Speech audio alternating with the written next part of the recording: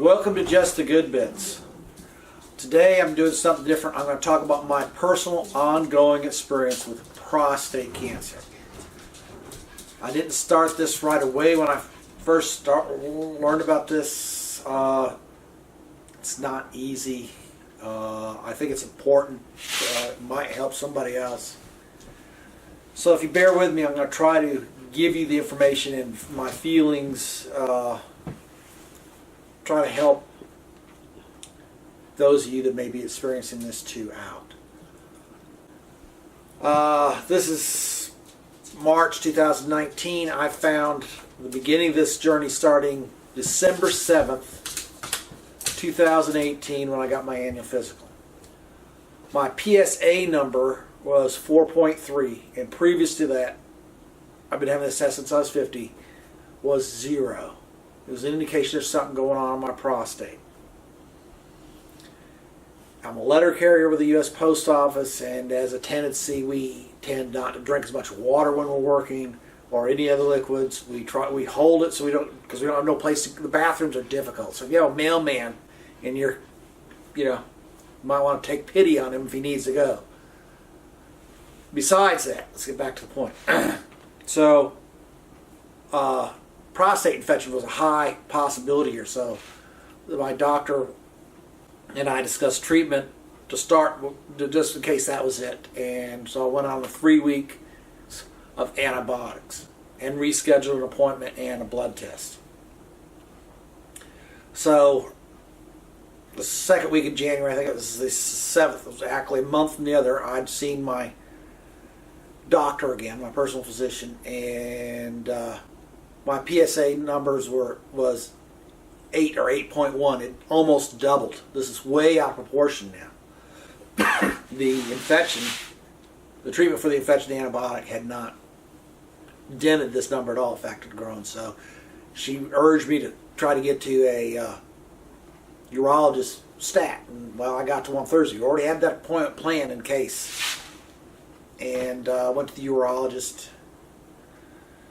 The urologist said, well, he didn't believe it was cancer yet. It's indication, and again, the mailman thing, possible infection. We need to get you to a 3D imaging MRI. It's a special MRI. There's only one in the state of South Carolina. So I got scheduled for that.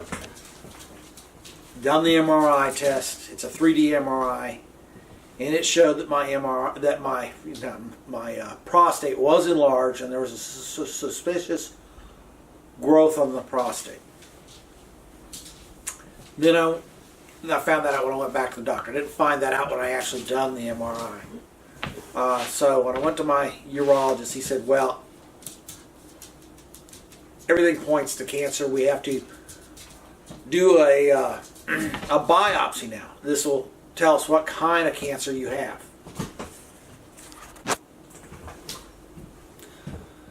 He said, we need to do a biopsy and schedule me for a biopsy.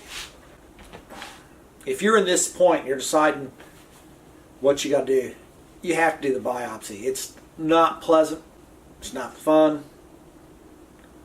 I'm not going to talk anymore about the biopsy process. It's something you have to do. So the biopsy was done. The biopsy, they sent off the lab work. It's 2 weeks later, went and saw the urologist again. They confirmed cancer. Now there are 3 types of prostate cancer you can have. You can have the slow growing, not very common. You can have the medium speed, most common, and you can have the fast, and that's not good. Well, I had the medium speed, and well, that's a lot better than the fast, so I take the good news there at that point.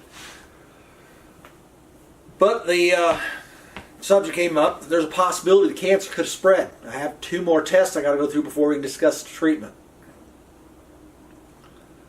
So I had a CT scan and a bone density scan. Done those tests. Went to the hospital, had those done.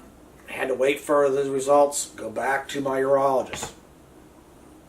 He said, Hey, good news! It hasn't spread that we can tell. There's still 10 to 15% chance it could have spread on a micro level that we can't. So we got 85% chance of recovery. Good news!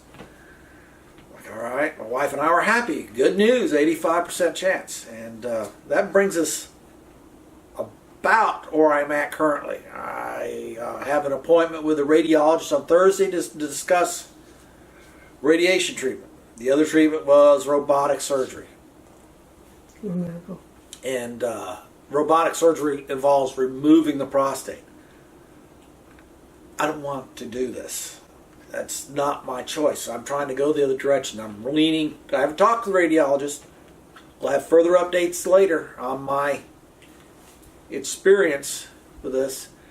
The one thing that we tried to do on our own while we're waiting, because it felt like I had death hanging over my shoulder. It was really upsetting. My mind was, until you've experienced this, I don't think anybody can explain to you the emotional roller coaster here. Decided we had to do something. My wife came up with a diet that would help going 80% raw. This gives me live enzymes. Also help change my pH. pH is important here. Cancer cannot thrive in an alkaline environment. 7 is neutral on the pH scale. Anything above that is alkaline. We managed to change my pH some. I'm getting a lot of enzymes, and the enzymes from eating the raw, fresh produce helps apoptosis. And Jan, can you talk about that, please? Well, I'm not a scientist. I know I've read up on it. There are so many studies of this and what apoptosis does. But leafy greens, there's green tea. Bob's been getting a lot of green tea, a lot of leafy green vegetables. Fresh organic, you don't want to add any herbicides or pesticides to your treatment. But the thing is the enzymes help heal your body, and it also stimulates apoptosis. And apoptosis causes abnormal cells to commit suicide.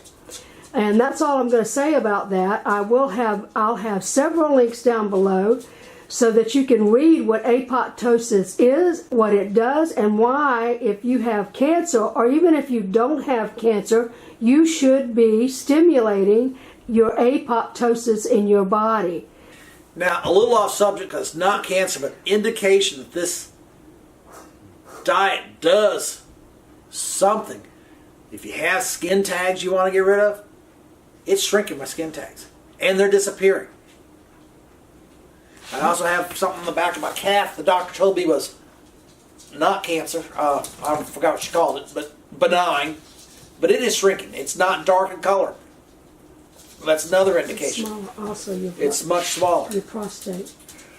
When I actually had the biopsy, the doctor said my prostate didn't seem to be enlarged. So that had shrunk from the diet too. That was only 10 days. The tumor hadn't shrunk yet, but hopefully we're working on that. So I encourage you to look at your alternatives.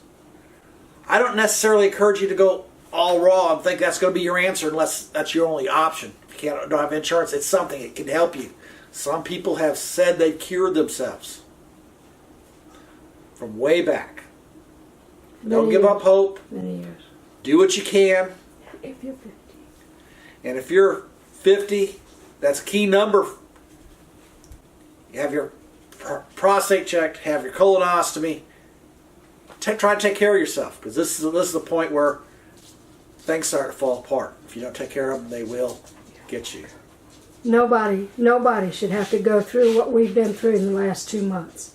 So that's why we're doing the video, to try to help people do something before you get to this state, because you don't want to have to go through this. Bye. We're going to continue updating. We'll have updates later as this goes on. Bye.